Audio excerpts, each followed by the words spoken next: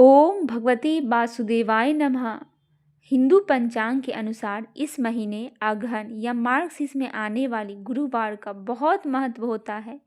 इस मास में जो भी स्त्री या पुरुष श्रद्धा और भक्ति से बृहस्पति देव की पूजा करते हैं उन्हें सुख, सौभाग्य, धन, समृद्धि और संतान की प्राप्ति होती है।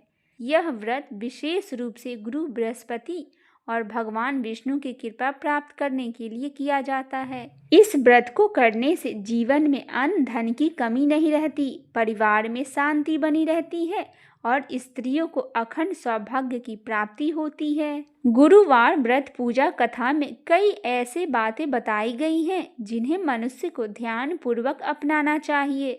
कहते हैं जो व्यक्ति श्रद्धा भाव से गुरुवार का व्रत करते हैं और भगवान विष्णु की पूजा करते हैं और गुरुवार व्रत की कथा कहते हैं एवं सुनते हैं, उनकी गरीबी और कष्ट भगवान विष्णु दूर कर देते हैं। जीवन में सुख समृद्धि के लिए गुरुवार के दिन आप भी इस गुरुवार व्रत की कथा को अवश्य सुने या पढ़े। बृहस्पतिवार के दिन सूर्योदय से पहले ही उठे और नित्य कर्म से निवृत्त होकर पीले रंग के वस्त्र पहने। इसके बाद पूरे घर में गंगा जल छिड़के। इसके बाद पूजा घर में श्री हरि विष्णु की मूर्ति या चित्र स्थापित करे। फिर पीले रंग के गंध पुष्प अक्षत चढ़ाए। इसके बाद चना गुड़ और मुनक्का चढ़ाकर विधि विधान से पूजन शुरू करे। इसके बाद व्रत की कथा सुने और कथा पढ़ने के बाद केले के पेड़ में जल चढ़ाए। आइए सुनते हैं बृहस्पतिवार व्रत की कथा। प्राचीन समय की बात है। भारतवर्ष में एक राजा राज्य करता था। वह बड़ा प्रतापी और दानी था। वह नित्य गरीबों और ब्राह्मणों की सेवा एवं सहायता करता था। वह प्रतिदिन मंदिर में भगवान के दर्शन करने जाता था, लेकिन यह बात उसकी रानी को अच्छी नहीं लगती थी। वह ना ही पूजा करती थी और ना ही दान करने का उसका मन लगता था। एक दिन राजा शिकार खेलने वन को गए थे तो रानी और दासी महल में अकेली थी। उसी समय बृहस्पति देव साधु का वेश बनाकर महल में भिक्षा के लिए आए और भिक्षा मांगी तो रानी ने भिक्षा देने से मना कर दिया। रानी ने कहा, हे साधु महाराज, मैं तो दान पुण्य से तंग आ गई हूँ। इस कार्य के लिए मेरे पति देव ही बहुत है। अब आप ऐसी कृपा करें कि सारा धन नष्ट हो जाए तथा मैं आराम से रह सकूं। साधु ने कहा, देवी तुम तो बड़ी अजीब हो। धन और संतान से कौन दुखी होता है? इसकी तो सभी कामना करते हैं। पापी भी पुत्र और धन की इच्छा करते हैं।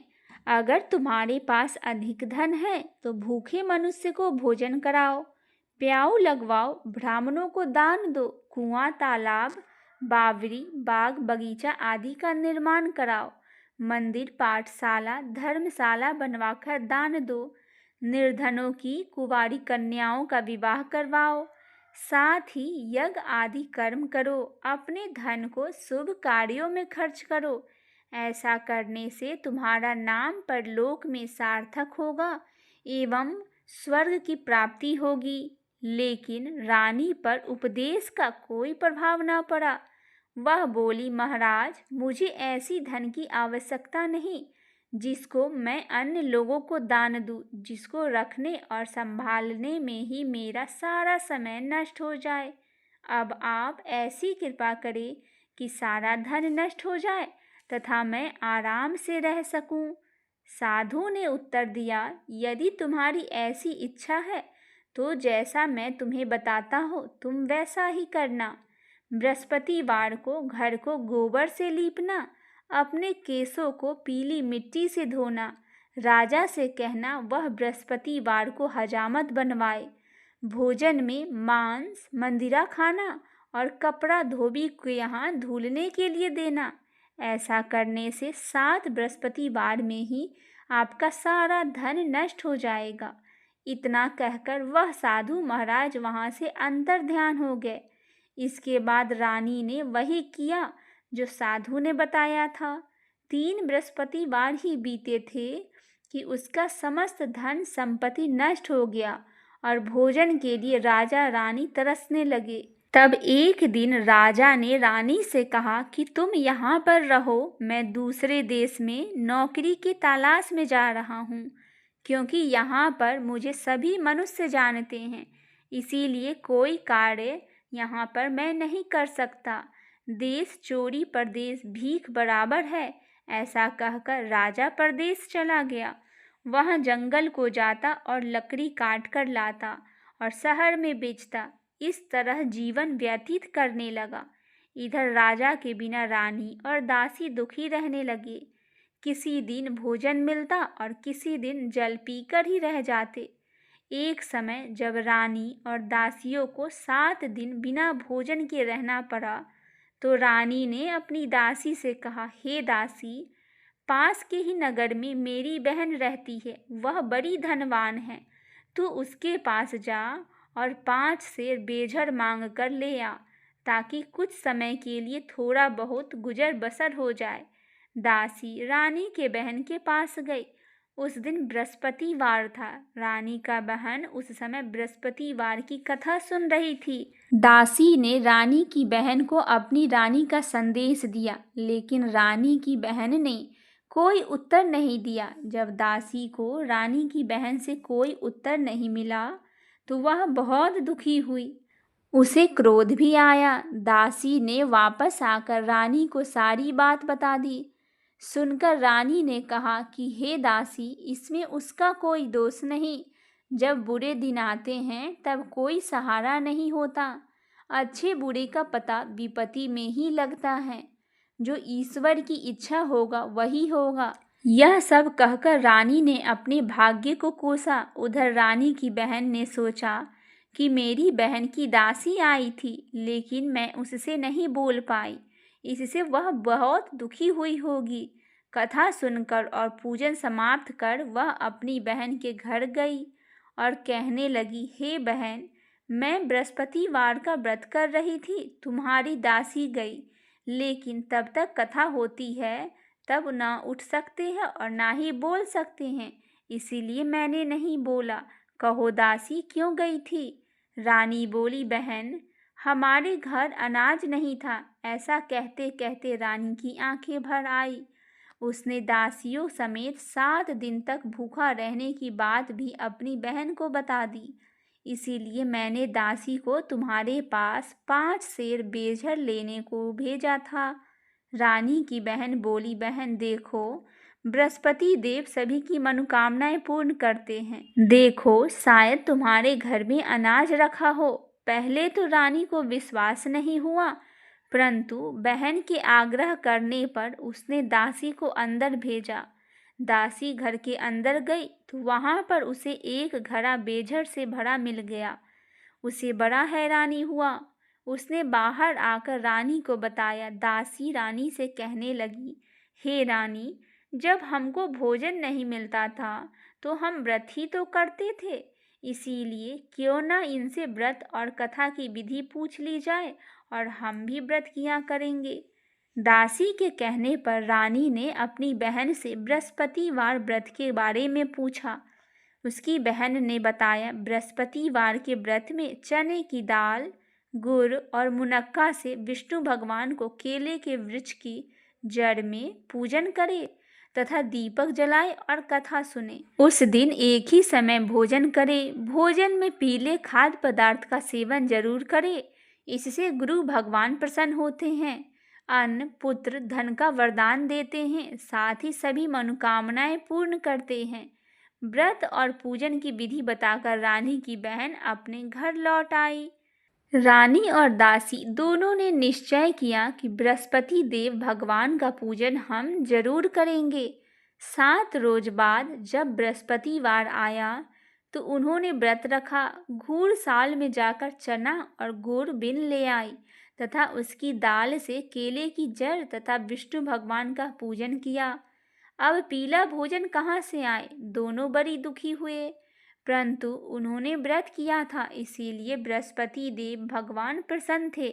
एक साधारण व्यक्ति के रूप में वे 2 थाली में पीला भोजन लेकर आए और दासी को देकर बोले, हे दासी, यह भोजन तुम्हारे लिए और रानी के लिए है।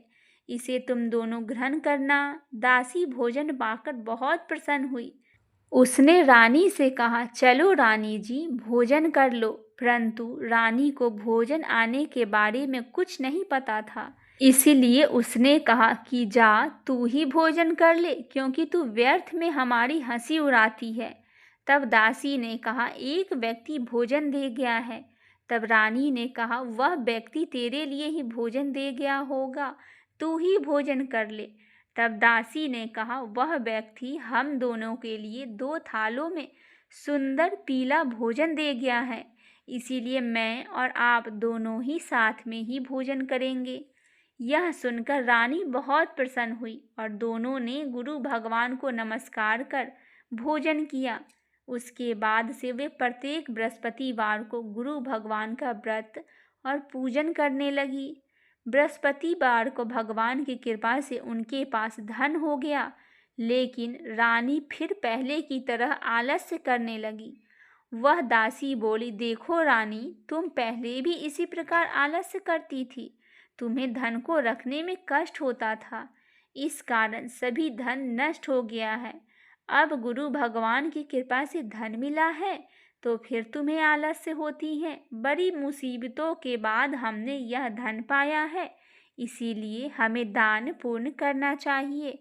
अब तुम भूखे मनुष्य को भोजन कराओ, प्याऊ लगवाओ, ब्राह्मणों को दान दो, कुआं, तालाब, बावड़ी, बाग बगीचे आदि का निर्माण कराओ, मंदिर, पाठशाला, धर्मशाला बनवाकर दान दो, निर्धनों की कुंवारी कन्याओं का विवाह करवाओ, साथ ही यज्ञ आदि कर्म करो। अपने धन को शुभ कार्य में खर्च कीजिए, जिससे तुम्हारे कुल का यश बढ़ेगा और स्वर्ग की प्राप्ति और पितर लोग भी प्रसन्न होंगे। दासी की बात मानकर रानी शुभ कर्म करने लगी, उसका यश फैलने लगा। एक दिन रानी और दासी आपस में विचार करने लगे कि न जाने राजा किस देश में होंगे, उनकी कोई खोज खबर भी नहीं है।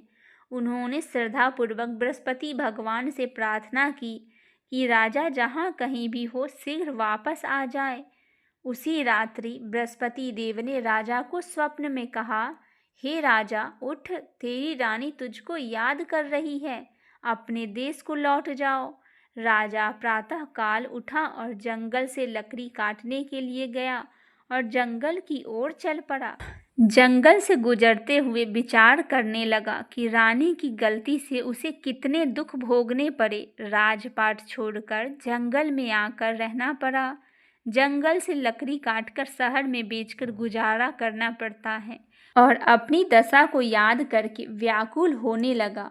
उस समय राजा के पास बृहस्पति देव साधु के वेश में आकर बोले, हे लकड़हारे, तुम इस सुनसान जंगल में किस चिंता में बैठे हो, मुझे बतलाओ। यह सुनकर राजा के नेत्रों में जल भर आया और साधु की वंदना कर राजा ने अपनी संपूर्ण कहानी सुना दी। महात्मा दयालु होते हैं। वे राजा से बोले, हे राजा, तुम्हारी पत्नी ने बृहस्पति देव के प्रति अपराध किया था, जिसके कारण तुम्हारी यह दशा हुई।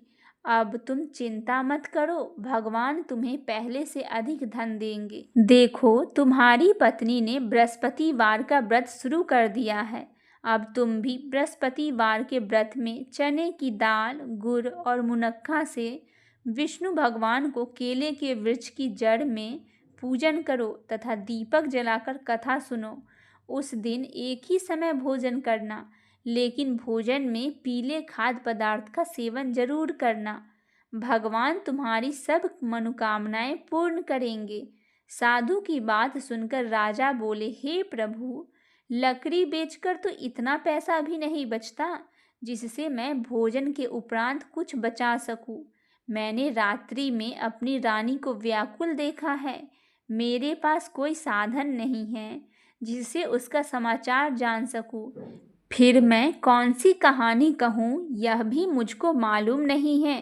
साधु ने कहा, हे राजा, मन में बृहस्पतिवार भगवान का पूजन व्रत का निश्चय करो, वे स्वयं ही तुम्हारे लिए कोई राह बना देंगे।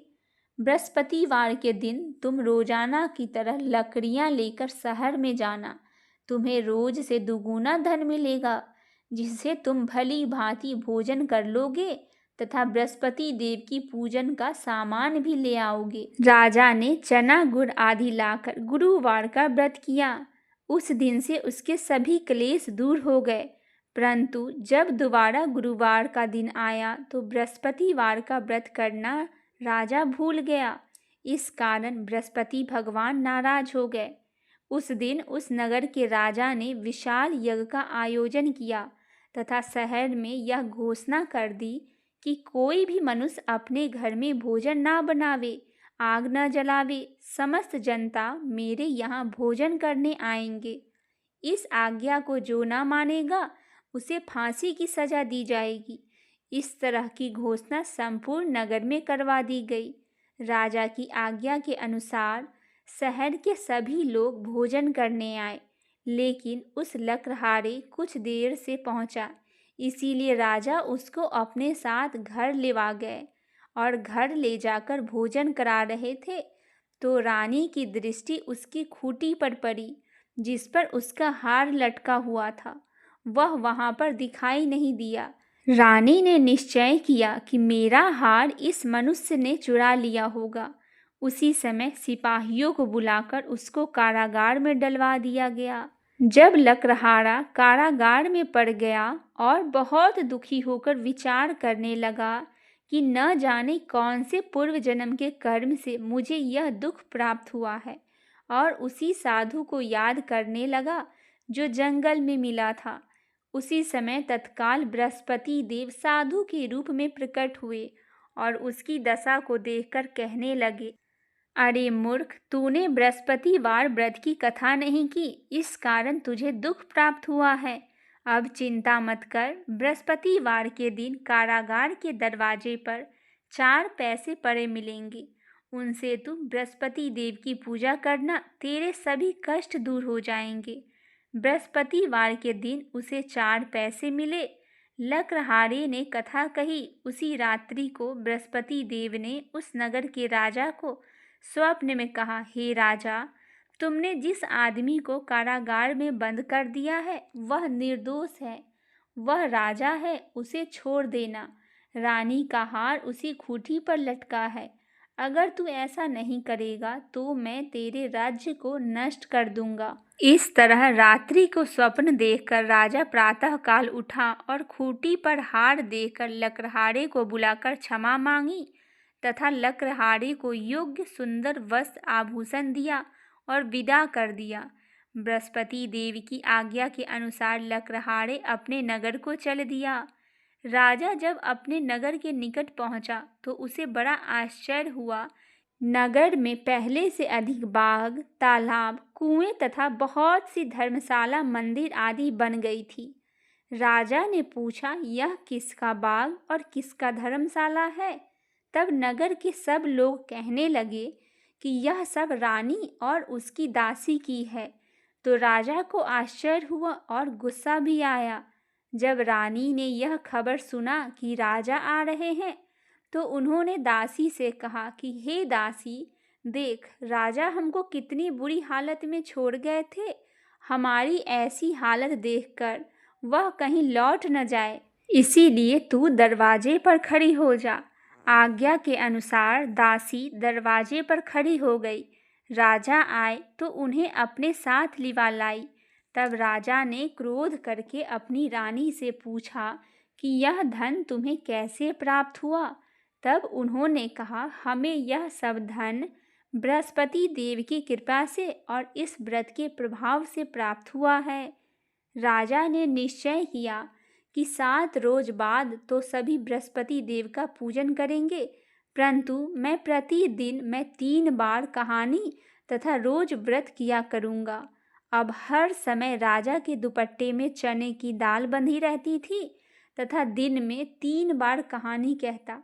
एक रोज राजा ने विचार किया कि चलो अपनी बहन के यहाँ हो आवे। इस तरह निश्चय कर राजा घोड़े पर सवार हो अपनी बहन के यहाँ चलने लगे। मार्ग में उसने देखा कि कुछ आदमी एक मुर्दे को लिए जा रहे हैं। उन्हें रोककर राजा कहने लगे, अरे भाइयों, मेरी बृहस्पति देव की कथा सुन लो। वे बोले, लो हमारा तो आदमी मर गया है और इसको अपनी कथा की पड़ी है। परंतु कुछ आदमी बोले, अच्छा कहो, हम तुम्हारी कथा भी सुनेंगे। राजा ने दाल निकाली और जब कथा आधी हो गई तो मुर्दा हिलने लग गया, और जब कथा समाप्त हो गई तो राम राम करके मनुष्य उठकर खड़ा हो गया। आगे मार्ग में उसे एक किसान खेत में हल चलाता हुआ मिला। राजा ने उसे देखा और उससे बोला, अरे भाई, तुम मेरी बृहस्पतिवार की कथा सुन लो। किसान बोला, जब तक मैं तेरी कथा सुनूंगा तब तक 4 हरैया जोत लूंगा। जा अपनी कथा किसी और को सुनाना। इस तरह राजा आगे चलने लगा। राजा के हटते ही बैल पछाड़ खाकर गिर गया तथा किसान के पेट में बड़ी जोर से दर्द होने लगा। उस समय उसकी माँ रोटी लेकर आई।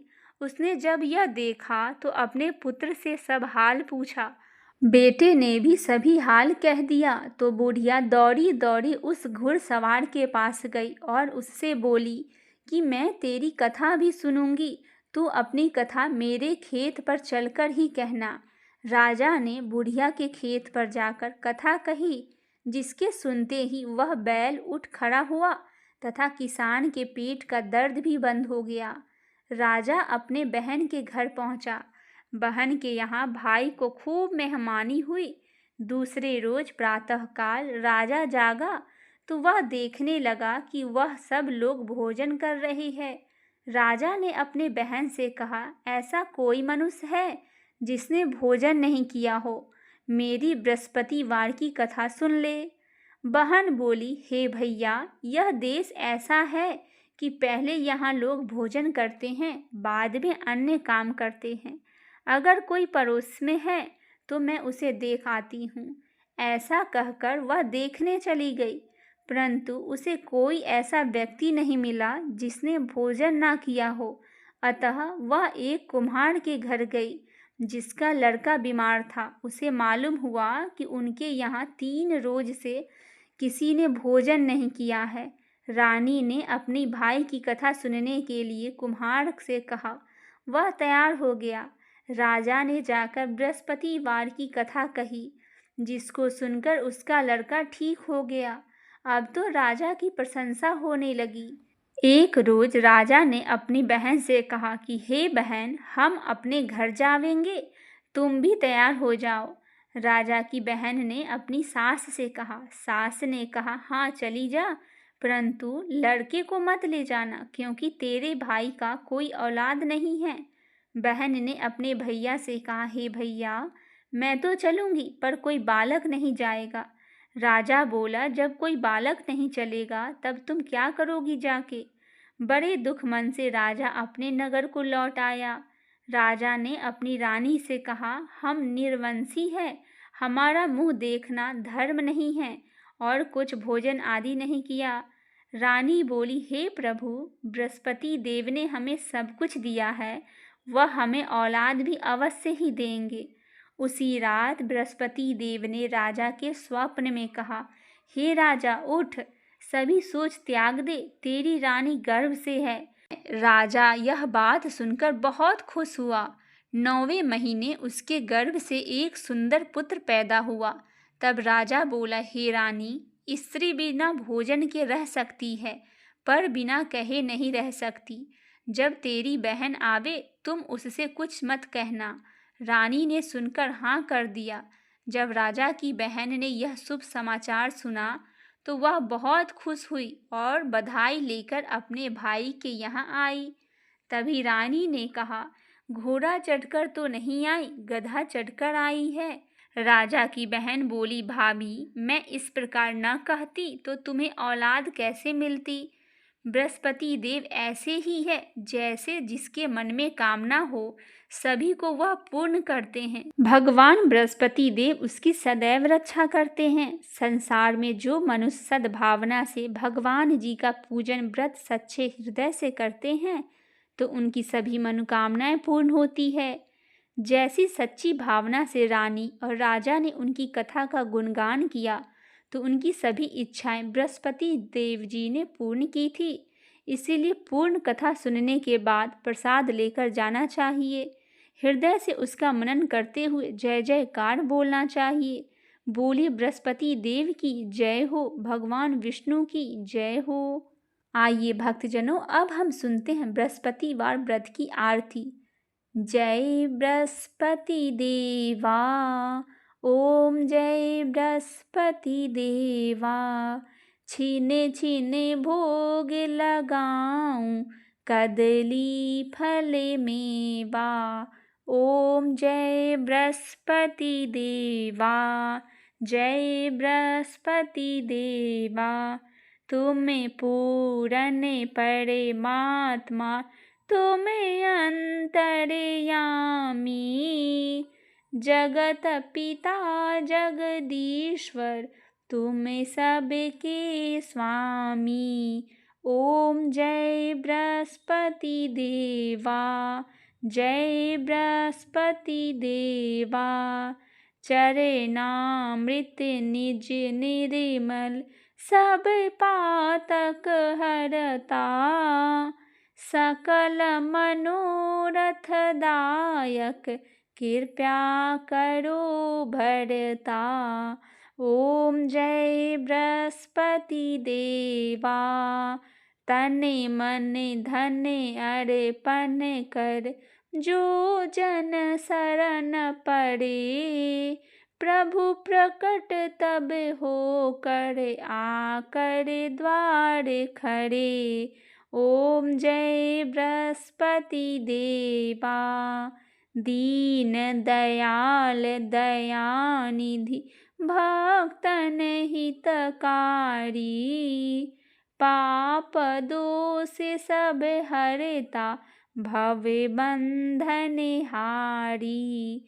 ओम जय बृहस्पति देवा।